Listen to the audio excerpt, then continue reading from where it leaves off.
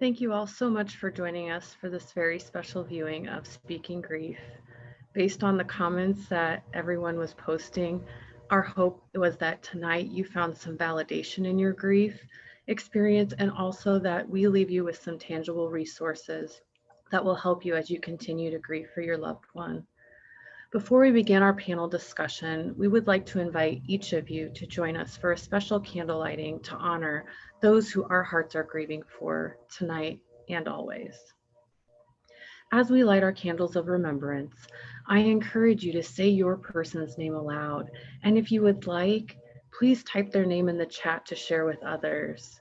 By sharing your person's name, we can together honor our people. And while we may not be in the same room with one another, we can know that we're not alone. Tonight, we are virtually gathered together as we remember those special, unique, and very much loved individuals who are with us now in memory. I light this candle in honor of all of those who have died that we are here to honor tonight.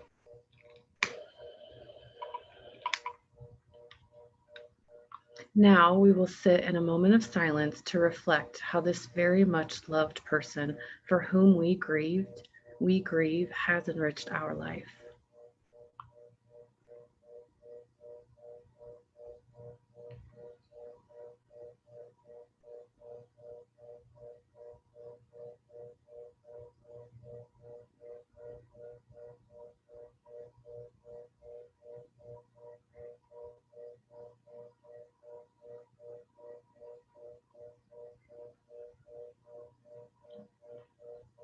The golden flames of our candles are symbols of our memories.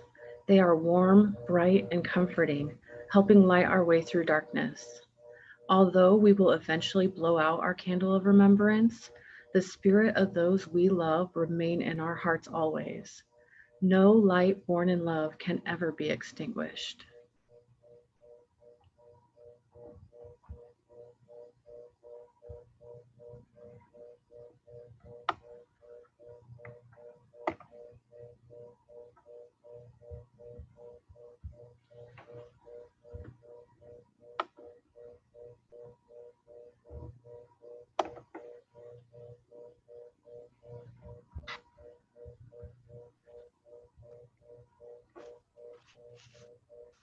Thank you so much, Buffy, for that meaningful opportunity for all of us to honor our loved ones together. So we're going to start out with some brief introductions before we move into answering some questions. Buffy, could you start for us, please? Yeah, my name is Buffy Peters, and I am the director of Hamilton's Academy of Grief and Loss, which is a unique division of Hamilton's Funeral Home here in Des Moines, Iowa. Lucy? Absolutely. My name is Lucy Suvalsky, and I am a representative from the Compassionate Friends, which is a support group for parents, grandparents, and siblings that have lost a loved one. And my name is Ashley Mori. I am a mental health therapist, and I am the director of Grief and Loss Services at EveryStep, which is home of Amanda the Panda's grief and loss programs. So we are going to be answering some questions for you, but just know that you can find out more information about all of us through our bios and our linked websites, which are at the bottom of the screening under the button speakers. And then tomorrow, if any questions weren't answered, all of the attendees will be emailed tomorrow morning, and they will be shared all of our email addresses, links, resources, and please feel free to contact any of us with questions that weren't answered tonight, because I know we have just a short amount of time together. So with that, we'll kind of get right into it. I know the movie does an amazing job of recognizing grief as a universal experience.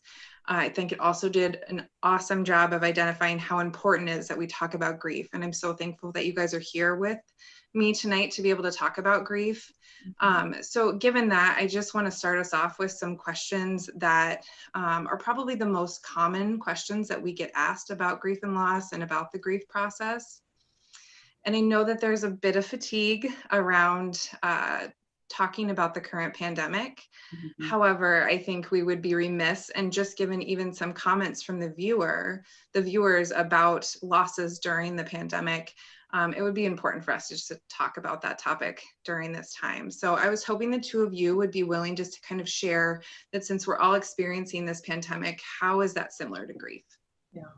Well, and I think there's good and bad in everything, right? And I guess we have to find a way to see that. And the one thing that the pandemic really has done is the language of loss has never been more prevalent than it is now. The flip side of that is that with that language of loss and so many people grieving so many different things, that we can feel like our grief for our person can feel minimized or overlooked because people are going through so much. I also think just with how isolating, grief can be, we add that physical isolation that we've all been experiencing and not being able to connect, all of that really adds to what the pandemic is already doing for all of us. And I think one of the biggest things, of course, working at a funeral home is those rituals that really can provide a salve for our grief. It gives us purpose. I know some of the viewers had commented about not getting that support while their person has died from COVID, either from COVID or during COVID. And that's what funerals really can provide for people. And so with having so many restrictions and not being able to say goodbye in the ways that we really would honor that person and that we really wanted to do, that can all cause so much more grief and so much more layers to that. And so I think for the viewers and everyone that watched tonight, I really would encourage you to find those personal rituals. Rituals don't just have to be the funeral, the celebration of life, those big things. They can be very small and personal. And so think about, what were the things that my person loved? What reminds me of them? And do those things that help you feel close to that love you have for that person. And that can be really something that can help, ease some of that grief that you're feeling. I think in the groups that I help with, the grievers, we talked about, especially when the pandemic started, is that feelings of grief, on how heavy they feel, so similar to the isolation that we've been experiencing with it. And it has been helpful to find new ways. We don't get to have the hugs we used to, so it's important to reach out in new ways. Yeah, I think that I would just add, a lot of what I've been seeing is that the pandemic has been really triggering for people. It's out of our control, and it causes a lot of anxiety, and it brings up past losses that we didn't even know that they could come back up again. So, I just think that people need to be able to give themselves some grace and realize that what they're feeling or experiencing when things are out of their control is very much the grief process that's happening. Yep. Which, speaking of the grief process, that was kind of the first comment that came up from the viewers, and wanting some tips on what helps with the grieving process. I think for me personally, I've had some losses like many of you have. One of the most impactful was my son. And I think tips is a very large word, in that it can mean so many different things. And I think something that I have learned over the many years of having different losses is that you have to look for different ways. There's not an absolute recipe. I wish we had a recipe, but you have to find your own. There's chat rooms. There's Facebook groups specifically to your type of grief. There's websites, books. It's amazing the multitude that I took for granted before I experienced the loss of my son. And through my process, tips is keep looking. Don't just try one. Don't just try one time. Keep looking, because there are resources out there for all of us in our different ways. Well, I think with that too, Lucy, that sometimes, especially in pandemic land that we now live in, is that things that maybe have helped us in the past no longer have the same effectiveness, now here in the landscape we're living in now. And I know there were so many people who had commented about all of these cumulative losses, and they didn't even get to, grieve fully for that other loss. And then they're just adding and piling on top of that. And I think the film did a wonderful job just really acknowledging, how grief lasts our entire life. It lasts as long as love does. And as many of you also commented, many people aren't going to give you an allowance for that, right? They're okay, it's been 6 months, it's been a year, why are you not over this yet? And for someone who's impacted your life so tremendously to now be just gone, how are you supposed to be over that or move on from that? And that's just not how grief works. And I think we need to remember that. And so many of you said too, this is a great reminder, I should be checking in with my other friends that are grieving too, because that grief really is lifelong and will be with you as long as your love does. And the other thing I think that, and Ashley talked about this too a little bit, about these questions we always get. One is always, well, when am I going to feel better? Right? When am I going to be over this? Because no one likes to feel this bad. But we also need to remind ourselves that one, we feel this bad because we love them this much. And two, that better is really subjective now. It's not the same as what it was before because we're not the same. And so we have to really adjust that gauge. And, it's a tired cliche, but think about if someone broke a leg, we wouldn't expect them to run a marathon the next day, right? You have to give time to recuperate, to heal. And healing can be a little tricky when we think about, as far as us having someone special that has died, it doesn't work the same way. And so you do have to allow yourself to feel those feelings, the super unpleasant ones, and all its full glory, right? And be able to process in ways that work for you. What works for me, what works for Lucy, what works for Ashley, what works for your neighbor, everyone else giving you that unsolicited advice, that might not work for you. And that's okay, because our grief is all different. We're all different human beings. And so finding those things that help ease the burden a little bit, okay? Because that's really that kind of gauge now, is not, do we feel good? No, we might not feel good right now, but does it help ease that burden, ease that pain a little bit, give us more energy? Just like Z was talking about, when she started lifting weights and working out, that helped her process some of that pent up physical grief that she was feeling, that better allowed her to be able to tend to those other things that grief was already throwing at them. So I know we're hesitant to say, here's some advice, because it is so different for all of us.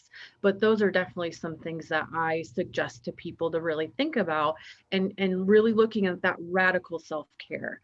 Especially in a time like this, we really have to be able to take care of ourselves, because we can't take care of anybody else if we're not taking care of ourselves. And I know some people had mentioned about kids and they're worried about their kids. We have to make sure we're okay too. And then we can kind of focus on the kids as well. Right. I think that a lot of what you're talking about is making sure that we're not setting expectations in the grief process, because that's just setting us up for failure. If we say, I'm going to give myself this amount of time, or I have to feel better by this certain time, we're not going to experience a lot of successes, if you will. So it's more about one day at a time, one moment at a time, even if that's what you have to do.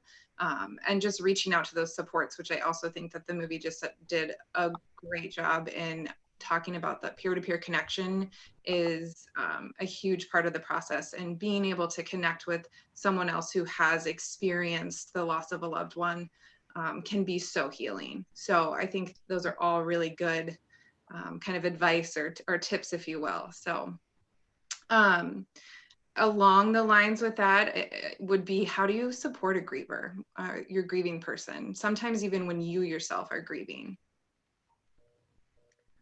Do you want me to take that one, Lucy, first? Sure.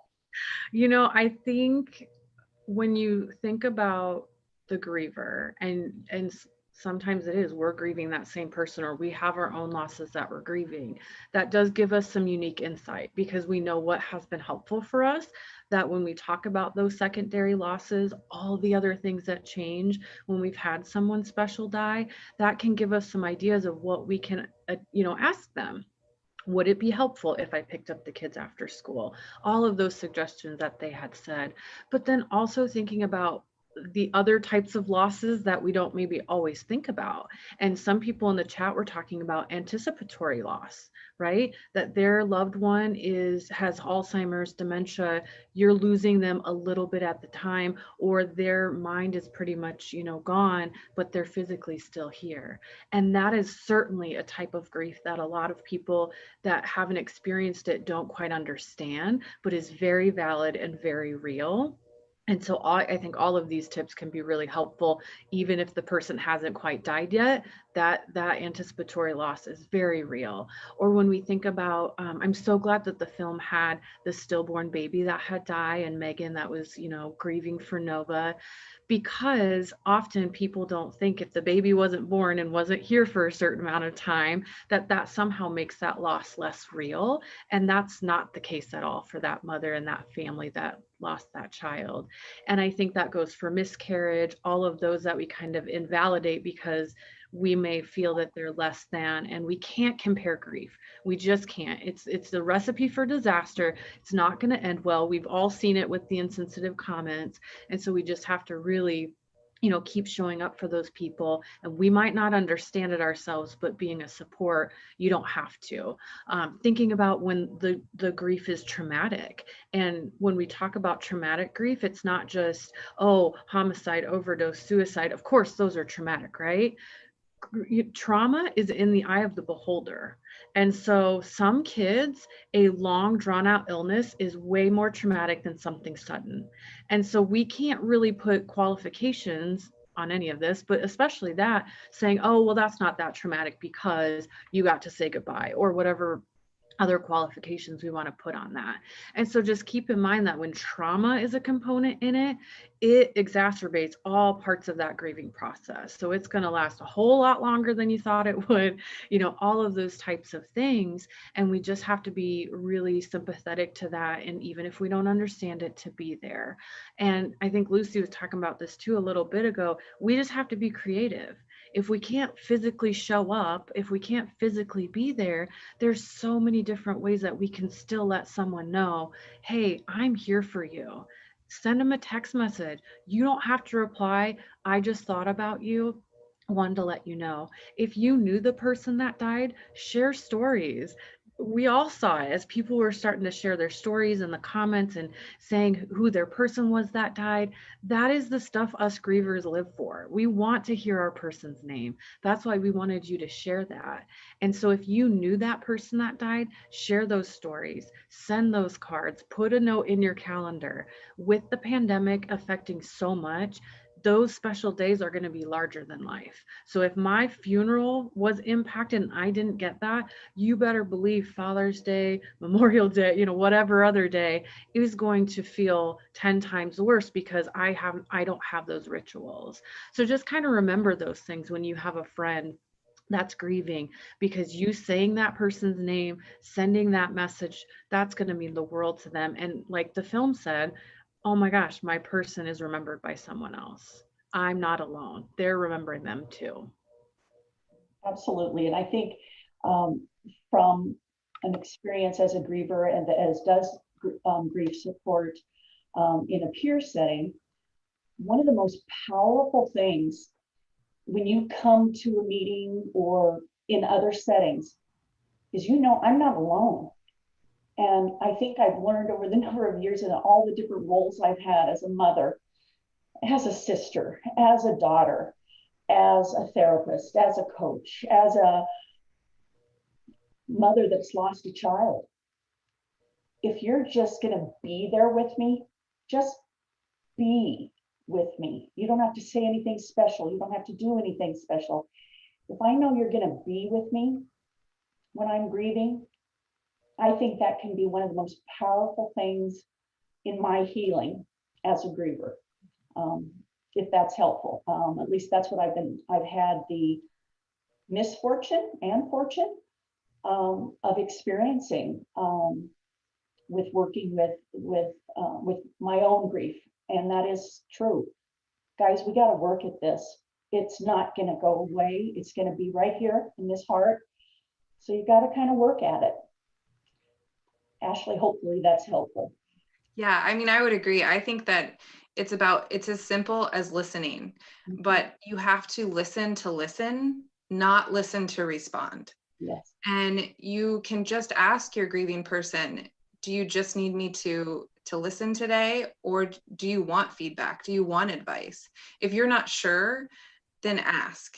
Yeah. But I couldn't agree more that just being there and listening is probably the most powerful way that you can support a griever. It is. And I know that we have kind of just through these past 3 questions already touched on some of these, but I am curious, and I know so many people ask, just what do you think the biggest misconceptions about grief are? Time. You got her, get her done in a year, 6 months, 5 years, whatever is time. Get over it. Sorry, they're going to be with me. Well, we live in a fast-paced world that it's quick fix, and we don't do hard well, right? We don't do uncomfortable well. And so people really harp on that. And I think this is probably one of my favorite things to talk about because there are so many misconceptions with grief. And that's what I love about Speaking Grief and, PBS doing this and really bringing that, conversation to the forefront so that people can connect and see there is nothing wrong with me for grieving. It is the natural and normal reaction to loss.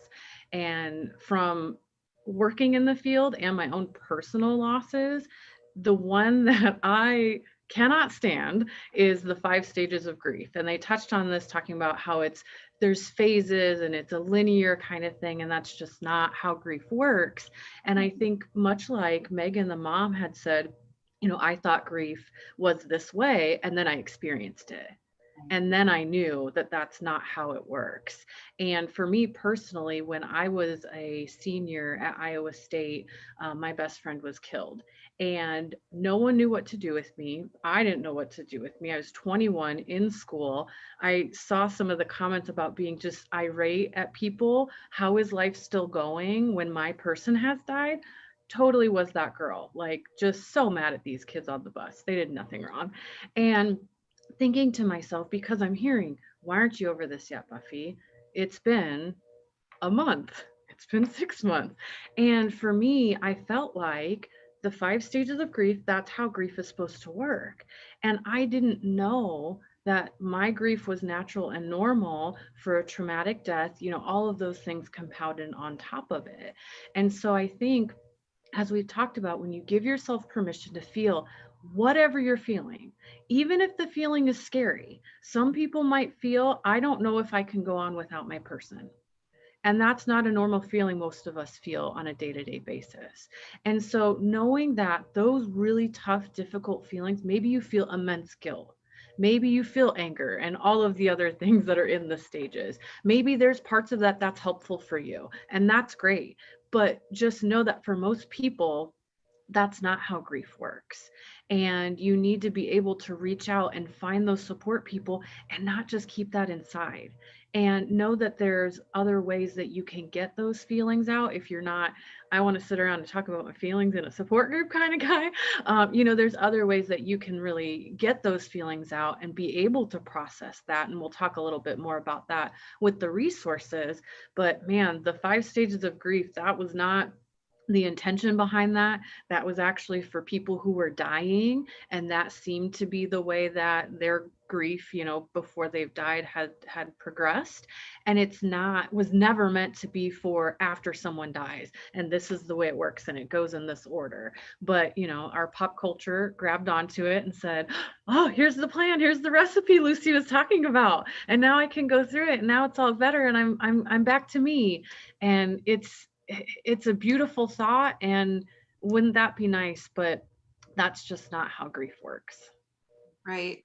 And I think that, another misconception is very similar to that, where everybody just kind of holds on to it when you're experiencing grief, that it's just about death.